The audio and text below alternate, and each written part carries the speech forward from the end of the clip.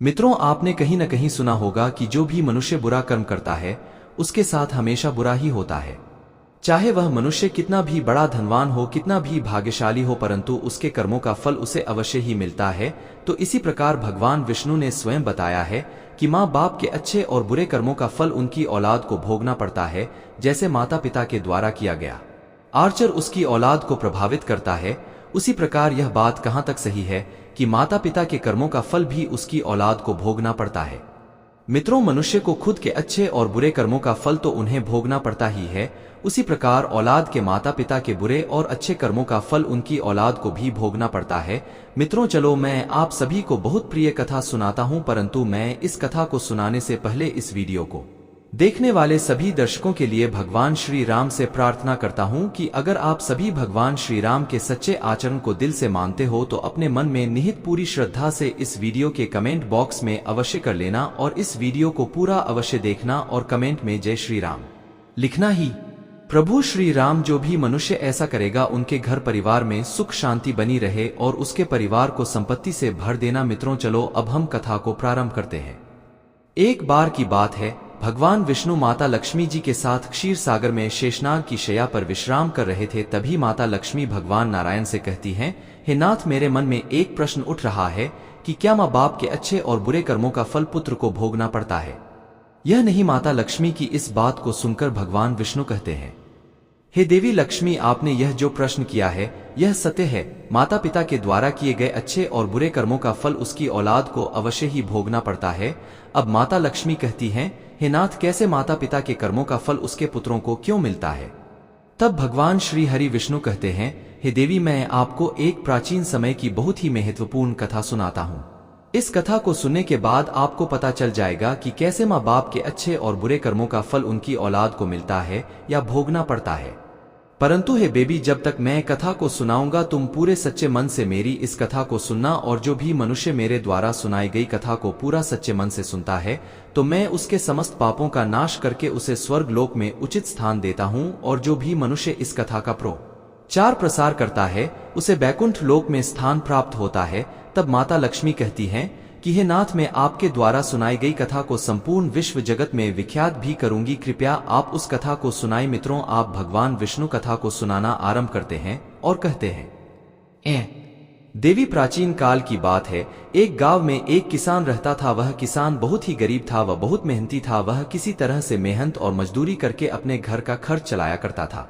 वह मजदूरी में दिन भर काम करने के बाद 10 रुपए कमा पाता था। अपने कमाए गए पैसे से वह उसमें से 5 रुपए नित्य दान दे दिया करता था और 5 रुपए में अपने परिवार का पालन पोषण किया करता था। इस तरह से काम करते हुए उस किसान को काफी समय बीत गया था। कुछ समय बाद ही उस किसान को 2 जुड़वां पुत्र हुए। अब उस किसान के परिवार में कुल 4 सदस्य हो गए थे, 2 पति पत्नी और उसके 2 जुड़वा लड़के। धीरे धीरे अब बड़े हो रहे थे तो उनके पालन पोषण में किसान को समस्या होने लगी। मित्रों, क्योंकि इधर दिन के दिन महंगाई बढ़ती जा रही थी। अब भगवान वे माता लक्ष्मी जी से कहते हैं कि देवी लक्ष्मी, जब धीरे धीरे किसान के लड़के समझने योग्य हुए तो एक दिन किसान के दोनों लड़कों ने अपने पिताजी से कहा कि पिताजी, आपके 10 रुपए कमाते हैं जिसमें से 5 रुपए आप दान कर देते हैं, इसी वजह से अब 5 रुपए में हम अपना गुजारा कैसे से कर पाएंगे।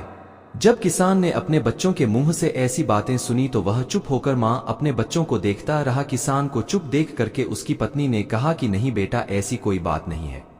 आपके पिताजी रोज 10 रुपए कमाते हैं और 5 रुपए दान कर देते हैं।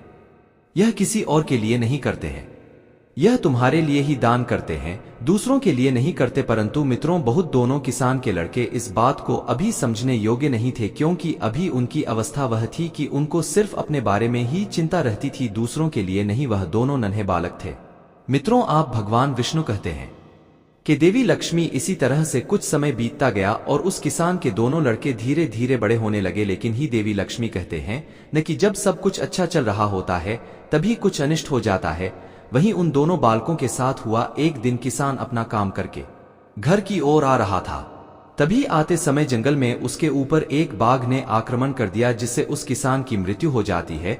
जब किसान की पत्नी और उसके दोनों पुत्रों को पिता की मृत्यु की खबर मिली तो उनको बड़ा दुख हुआ। अब वह किसान के बच्चे अपने पिता के बिना अनाथ हो गए। फिर एक दिन किसान के दोनों लड़कों ने अपनी माँ के पास आकर माँ से पूछा कि माताजी, हमारे पिताजी कहाँ चले गए हैं, वह इतने दिन से क्यों नहीं आए हैं। तब किसान की पत्नी ने कहा कि बच्चों, तुम्हारे पिताजी हम सबको छोड़कर के भगवान भोलेनाथ के पास चले गए हैं। जब तुम्हारे ताजी थे तो रोजाना 10 रुपए कमाते थे और 5 रुपए की बचत करते थे, जिससे हमारा पालन पोषण उसी 5 रुपए में हो जाता था और बाकी के 5 रुपए वह दान कर देते थे। परंतु बच्चों, तुम्हारे पिताजी तो अब है नहीं, तो अब हमारा पालन पोषण कैसे होगा, कैसे हमारा पेट भरेगा। अब वह माँ अपने दोनों बच्चों से कहती है कि बच्चों, जिस घर में गरीबी होती है उसका कोई सहायक नहीं होता है, उससे सभी दूर भागने लगते हैं सिवाय भगवान के। बच्चों, क्योंकि भगवान ही एक ऐसे हैं जो गरीबों के सहायक होते हैं। अब अपनी माँ की बात सुनकर उन बच्चों ने अपनी माँ से कहा कि माता जी, ऐसा मत सोचिए, हम दोनों भाई भगवान भोले बाबा के पास जाएंगे और अपने पिता को ले आएंगे, क्योंकि हमारे भगवान भोले बाबा बड़े दयालु हैं। वे हमारे दुखों को देखकर हमारे ऊपर अवश्य ही उन्हें दया आएगी और वह हमारे पिताजी को हमारे साथ अवश्य ही भेज देंगे। मित्रों, भगवान विष्णु आगे कहते हैं कि देवी लक्ष्मी उन नन्हे बच्चों की बात पर उसकी माँ ध्यान नहीं देती है। एक दिन की बात है, किसान की पत्नी अपने दोनों लड़कों को घर पर छोड़कर के गांव में किसी काम के लिए चली गई और उधर जो उसके दोनों लड़के थे वह दोनों भाई आपस में सोचने लगे, क्यों न हम कैलाश पर्वत पर भगवान शंकर के पास चले और अपने पिताजी को वापस लेकर के आए। ऐसा सोचकर के दोनों अपने पिताजी को लाने के लिए वह दोनों भाई अपने घर से चल देते हैं। मित्रों, उन दोनों भाइयों को चलते चलते काफी समय बीत गया। जब दोनों भाइयों को थकान का अनुभव हुआ तब वह दोनों भाई जाकर एक बहुत ही विशाल बरगद के पेड़ को देखकर उस पेड़ की छाया में आकर के खड़े हो गए। अब दोनों भाइयों ने सोचा कि बरगद के पेड़ की छाया में थोड़ा सा विश्राम कर वे हैं। अब वह दोनों भाई उसी बरगद के पेड़ के नीचे आकर बैठकर विश्राम करने लगे। तभी उस बरगद के पेड़ ने इंसान की वाणी में कहा कि है पुत्रों, तुम लोग कौन हो और कहाँ जा रहे हो? मेरी छाया में आज तक तुम्हारे जैसे कोई कोमल बालक नहीं बैठे हैं। अब उन दोनों बच्चों ने कहा कि ही माँ, हम दोनों किसान के बेटे हैं और अपने पिताजी को लाने के लिए हम कैलाश पर्वत पर भगवान भोले बाबा के पास जा रहे हैं। जब उस बरगद के वृक्ष ने उन बच्चों की बात सुनी तो उसने कहा कि है पुत्रों, तुम मेरे लिए भी भगवान भोले बाबा से एक प्रश्न पूछ कर के आना। और वह पेड़ कहने लगा कि मैं कई वर्षों से यहाँ पर लगा हुआ हूँ, लेकिन मेरा एक भी पत्ता जमीन पर नीचे नहीं गिरता है और ना ही मेरी आलिया कभी सूखती है। मैं कितने वर्षों तक और यहाँ पर खड़ा रहूंगा? मैंने अपने पूर्व जन्म में ऐसा कौन सा पाप किया था जिस कारण से मुझे इस योनि से मुक्ति नहीं मिल पा रही है? इसका कौन सा कारण है? मेरा यह प्रश्न भोले बाबा से अवश्य पूछ लेना। तब उन दोनों बालकों ने कहा कि ठीक है, हम भगवान भोले बाबा से तुम्हारा यह प्रश्न अवश्य ही पूछ करके आएंगे। मित्रों, भगवान विष्णु माता लक्ष्मी से आगे कहते हैं कि देवी लक्ष्मी, इतना कहकर के वह दोनों बालक वहां से आगे चल देते हैं। जब वह रास्ते से जा रहे थे तो उनको रास्ते में चलते चलते उन्हें एक बहुत ही भयानक बड़ा सा सिर्फ मिल गया। उस सबको देखकर वह दोनों भाई डर के मारे कांपने लगे और एक स्थान पर खड़े हो गए। वहां से वह दोनों भाई भाग में ही वाले थे कि तभी सिर्फ मनुष्य की वाणी में बोलने लगा और उसने कहा कि बच्चों, तुम मुझसे डरो मत, मुझे इतना बताओ कि तुम कौन हो और कहाँ जा रहे हो? वह दोनों बच्चे उसके पास गए और हाथ जोड़ करके कहने लगे, नाग देवता, हम दोनों किसान के पुत्र हैं और हम दोनों जुड़वा भाई हैं। हम दोनों कैलाश पर्वत पर भगवान भोले बाबा के पास अपने पिताजी को लेने के लिए जा रहे हैं। बात को सुनते ही उस सांप ने कहा कि बच्चों, तुम भगवान भोले बाबा से मेरा एक प्रश्न पूछ करके आना। मैं कई वर्षों से यहाँ पर पड़ा हुआ हो, मुझसे अब चला भी नहीं जाता। मेरे शरीर में इतनी जान नहीं है कि मैं थोड़ा सा भी चल फिर सकूं। मैंने अपने पूर्व जन्म में ऐसा कौन सा पाप किया था जिस कारण से मुझे इस साहब की योनि से मुक्ति नहीं मिल पा रही है? इसका कौन सा कारण है? तब उन लड़कों ने कहा, ठीक है, हम भगवान भोले बाबा से तुम्हारा यह प्रश्न पूछ करके जरूर आएंगे। मित्रों, आप भगवान विष्णु माता लक्ष्मी से आगे कहती हैं, ही देवी लक्ष्मी, इतना कहकर के वह दोनों लड़के आगे चलने लगे। फिर धीरे जब वह आगे चलते गए तब चलते चलते रास्ते में उन्हें एक सेठ जी मिले। सेठ ने कहा कि बच्चों, तुम दोनों कौन हो और इतनी कड़ी धूप वाली गर्मी में कहाँ जा रहे हो? देखने में तो तुम बड़े ही सुकुमार और कोमल लग रहे हो। उन दोनों बच्चों ने सेठ जी से कहा कि सेठ जी, हम किसान के बेटे और हम दोनों सगे जुड़वा भाई हैं। हम दोनों कैलाश पर्वत पर भगवान भोले बाबा के पास अपने पिताजी को लाने के लिए जा रहे हैं। अब उन दोनों बच्चों की बात सुनकर उस सेठ ने कहा कि है बच्चों, तुम भगवान शिव से मेरा एक प्रश्न पूछकर आना। बहुत से कहता है कि बेटों, तुम भगवान भोलेनाथ से पूछना कि मैंने चलते हुए राहगीरों की प्यास बुझाने के लिए मैं कई सालों से यहाँ पर एक कुआं खुदवा रहा हो, लेकिन इसमें पानी अभी तक नहीं निकला है। मैंने अपने पूर्व जन्म में ऐसा कौन सा अपराध किया था जिस कारण से स्कूल में अभी तक पानी नहीं निकला है? मैंने इसमें बहुत सारे पैसे भी खर्च कर दिए हैं, इसका क्या कारण है? उन लड़कों ने कहा, ठीक है सेठ जी, हम भगवान भोले बाबा से तुम्हारा यह प्रश्न पूछ करके जरूर वापस आएंगे। मित्रों, भगवान विष्णु माता लक्ष्मी से आगे कहते हैं कि देवी लक्ष्मी वह दोनों भाई, इतना कहकर के वे दोनों बालक वहां से आगे की ओर चल देते हैं। जब वह दोनों बालक थोड़ा सा आगे चलते हैं तो उन्हें रास्ते में एक बहती हुई नदी मिलती है।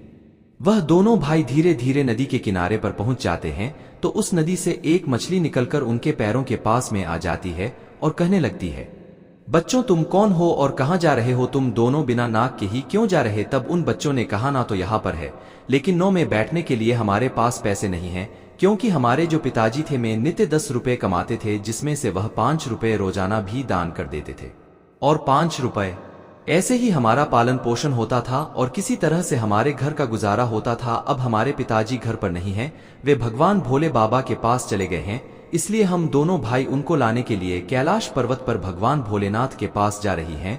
मित्रों, आप भगवान विष्णु आगे कहते ही देवी लक्ष्मी। उन बच्चों की बात सुनकर के उस मछली ने कहा कि बच्चों, तुम भगवान शिव से मेरा एक प्रश्न पूछ करके आना। उनसे तुम यह पूछना कि कई वर्षों से मैं इस नदी में भटक रही है, मेरी 7 पीढ़ियां गुजर गई है, परंतु मैं अभी तक इसी नदी में रह रहे हो। मैंने अपने पूर्व जन्म में ऐसा कौन सा पाप किया था जिस वजह से मुझे इस योनि से मुक्ति नहीं मिल पा रही है? इसका क्या कारण है? तब उन लड़कों ने कहा, ठीक है, हम भगवान भोलेनाथ जी से तुम्हारी इस प्रश्न का उत्तर जरूर पूछेंगे और वापस आते समय तुम्हें बता करके जाएंगे। इतना कहकर के वे दोनों लड़के वहां से आगे की ओर चल देते हैं। वह दोनों भाई चलते चलते एक दूसरी नदी के किनारे पर पहुंच आते हैं। जब वह दोनों भाई दूसरे नदी के किनारे पर पहुंच जाते हैं तब उन्होंने देखा कि एक मरा हुआ व्यक्ति वहां पर पड़ा हुआ है। दोनों भाई उस मरे हुए आदमी को लांग करके जाने लगे तो वह मरा हुआ आदमी चिल्लाकर कहने लगा कि अरे बच्चों, तुम कौन हो और तुम कहां जा रहे हो? उन बाल कोनी उसकी आवाज सुनी तो वे घबराए मन से बोले कि हम किसान के पुत्र हैं और हम दोनों जुड़वा भाई हैं। हम दोनों भाई कैलाश पर्वत पर भगवान भोले बाबा से अपने पिताजी को लेने के लिए जा रहे हैं। उस मृतक आदमी ने कहा कि तुम भगवान भोलेनाथ से मेरा एक प्रश्न पूछ करके आना। और मेरा भगवान भोलेनाथ से प्रश्न यह है कि मेरा शरीर कई वर्षों से इस नदी के किनारे पर ही है। कभी पानी का लहराता है तो मेरा शरीर नदी के अंदर चला जाता है, लेकिन फिर वापस नदी के बाहर निकलकर किनारे पर मेरा शरीर आ जाता है। न तो मेरा शरीर गलता है और न ही सकता है। इतने सालों से मेरा शरीर जैसे का तैसा ही है। मेरे शरीर का दाह संस्कार न होने के कारण ही मुझे मुक्ति नहीं मिल पा रही है। मैंने अपने पूर्व जन्म में ऐसा कौन सा पाप किया था जिसके कारण मुझे इस शरीर से मुक्ति नहीं मिल पा रही है और इसका क्या कारण है? उन लड़कों ने कहा, ठीक है, हम भगवान भोलेनाथ से तुम्हारा यह प्रश्न पूछ करके जरूर आएंगे। मित्रों, आप भगवान विष्णु माता लक्ष्मी से कहते हैं, हे देवी लक्ष्मी। अब इतना कहकर के वे दोनों बालक आगे की ओर चलने लगे। अब अंतिम समय में वह दोनों भाई चलते चलते कैलाश पर्वत पर भगवान भोलेनाथ के पास पहुंच गए और हाथ जोड़कर कि भगवान भोलेनाथ को दोनों भाइयों ने प्रणाम किया और वहां भोलेनाथ से कहने लगे कि है भोले बाबा, मेरे पिताजी कहां पर है? जब हमारे पिताजी घर पर थे तो वे रोजाना 10 रुपए कमाते थे और जिसमें से मैं 5 रुपए दान करते और 5 रुपए से हमारे परिवार के लोगों का पालन पोषण करते थे। लेकिन अब वे जब घर पर नहीं है तो हम दोनों भाई और हमारी माँ भूखे मर रहे हैं। आप उन्हें जल्दी से हमारे साथ हमारे घर पर भेज दीजिए। मित्रों, भगवान विष्णु माता लक्ष्मी से कहते हैं कि देवी लक्ष्मी। भगवान भोले बाबा ने उन दोनों बालकों की बात सुनकर कहा, ठीक है, मैं तुम्हारे पिताजी को तुम्हारे साथ घर पर भेज दूंगा। पहले तुम दोनों भाई यहाँ पर बैठे। भगवान भोलेनाथ ने उन दोनों बालकों को अपने पास में बिठाया और उन दोनों को माता पार्वती ने अच्छा अच्छा भोजन कराया। भोजन कराने के बाद भगवान भोलेनाथ ने पूछा कि तुम दोनों भाइयों को और क्या चाहिए? अब उन दोनों भाइयों ने रास्ते में जो उनसे प्रश्न किए गए थे वह सभी प्रश्न को उन दोनों बालकों ने भगवान भोलेनाथ के सामने कह दिए। भगवान भोले बाबा ने उन सभी के प्रश्न का उत्तर दिया और कहा कि ही पुत्रों, तुम दोनों जाते समय उन सबको उनके उत्तर बताते जाना। साथ ही भगवान भोलेनाथ ने कहा कि तुम दोनों अपने घर पर जाओ, तुम्हें मेरी माँ तुम्हारा इंतजार कर रही होंगी। तुम्हारे पिताजी तुम्हारे घर पर पहुंच जाएंगे। फिर दोनों भाई भगवान भोलेनाथ को प्रणाम करके वहां से वापस अपने घर की ओर निकल पड़ते हैं। जब वह घर जा रहे होते हैं तो चलते समय रास्ते में सबसे पहले उन्हें वही मरा हुआ आदमी मिल जाता है जो नदी के किनारे पर पड़ा हुआ था। वह उन दोनों बालकों को देखकर मरा हुआ आदमी कहने लगा, बच्चों तुमने भगवान भोले बाबा से मेरा प्रश्न पूछा था कि नहीं? तब उन्होंने कहा कि हाँ, हमने भगवान भोलेनाथ से तुम्हारा प्रश्न पूछा था। भगवान भोलेनाथ ने कहा कि तुम पहले बहुत बड़े विद्वान थे, परंतु आपने किसी को भी अपना ज्ञान नहीं बांटा। अब मर गए तो वह ज्ञान तुम्हारे अंदर ही अंदर खौल रहा है। जब तक तुम अपना ज्ञान किसी को नहीं बांटा होगे तब तक तुमको तुम्हारी आत्मा से शांति नहीं मिलेगी। मित्रों, भगवान विष्णु माता लक्ष्मी से कहते हैं कि देवी लक्ष्मी, उस मृतक आदमी ने कहा कि बच्चों अब ऐसी हालत में मेरे पास ज्ञान लेने के लिए कौन आएगा? तुम ही मेरा ज्ञान ले लो। फिर उस मृतक आदमी ने दोनों भाइयों को जितना भी उसके पास ज्ञान था वह सारा ज्ञान उन दोनों बालकों को दे दिया और ज्ञान देने के बाद तुरंत ही उसकी आत्मा को मोक्ष की प्राप्ति हो गई। फिर दोनों भाई वहां से आगे चल दिए। जब वह आगे गए तो उनको वही मछली मिली। उस मछली ने कहा कि बच्चों, क्या तुमने भाग भोले बाबा से मेरा प्रश्न पूछा था या नहीं? उन दोनों बालकों ने कहा कि यह भगवान भोलेनाथ से मैंने तुम्हारा प्रश्न पूछा था। उन्होंने कहा है कि तुम्हारे अंदर अमृत है। जब तक तुम इस अमृत को किसी को नहीं होगी तब तक तुम ऐसे ही व्याकुल रहोगी। फिर मछली ने कहा कि बच्चों अब कौन मुझे मिलेगा? एक काम करो, तुम ही मेरा अमृत ले लो। फिर मछली ने अपना अमृत कुंड दोनों बच्चों को दे दिया और अमृत देते ही उस मछली की आत्मा को मोक्ष की प्राप्ति हो गई। अब वह दोनों भाई फिर थोड़ा आगे बढ़े तो दोनों भाइयों को रास्ते में फिर से वही सेठ मिल गया जो राहगीरों के लिए कुमार खुदवा रहा था। उस सेठ ने जैसे ही दोनों लड़कों को देखा तो बड़े प्रेम के साथ कहने लगा कि बच्चों, तुम दोनों लोगों ने मेरा प्रश्न भगवान भोले बाबा से पूछा था या नहीं? उन्होंने कहा कि हाँ, पूछा था। भगवान भोलेनाथ ने कहा कि आपके घर में 2 जवान कन्याएं कुंवारी बैठी हुई है। जब तक आप उन दोनों कन्याओं का विवाह नहीं करेंगे और उनका कन्यादान नहीं करेंगे तब तक इस कुएं से पानी नहीं निकलेगा। पहले जो तुम्हारा कम है उसे करिए, जो ईश्वर ने तुमको दायित्व सौंपा है।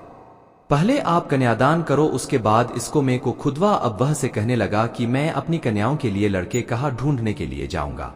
तुम दोनों मुझे बहुत ही सीधे स्वभाव के देख रहे हो और सुंदर भी हो और देखने में एक जैसे दिख भी रहे हो। अब तुम दोनों जवान भी हो गए हो और विवाह के योग भी हो गए हो, तो ही पुत्र तुम दोनों ही मेरी लड़कियों से विवाह कर लो। पान विष्णु माता लक्ष्मी से कहते हैं कि देवी लक्ष्मी, उस सेठ ने अपनी दोनों लड़कियों का विवाह उन दोनों लड़कों के साथ कर दिया। अब सेठ ने वहां से अपनी दोनों बेटियों को बहुत सारा धन देकर उन्हें वहां से विदा कर दिया। दोनों भाई आगे चले तो आगे चलते चलते रास्ते में उनको वहीं सुकून मिला। कुछ सपने कहा कि बच्चों, क्या तुमने भगवान भोले बाबा से मेरा प्रश्न पूछा था? तब उन्होंने कहा, पूछा था। भगवान भोलेनाथ ने कहा कि तुम्हारे पास जो नागमणि है, तुम उस नागमणि को धरती पर नहीं उगलते हो और न कभी किसी को दान दिया है। जब तक तुम इस मणि का दान नहीं करोगे तब तक तुम्हारा शरीर ऐसा ही बना रहेगा। फिर उस सांप ने कहा कि बच्चों, में यह नागमणि अब किसको दूं? इस नागमणि को तुम ही ले लो। फिर उस सांप ने अपनी नागमणि को उन बच्चों को दे दिया। मित्रों, नागमणि को देते ही उस सबकी आत्मा को मोक्ष की प्राप्ति हो गई। इस तरह से वे दोनों भाई अपने साथ अपनी अपनी पत्नियों को लेकर आगे चल दिए।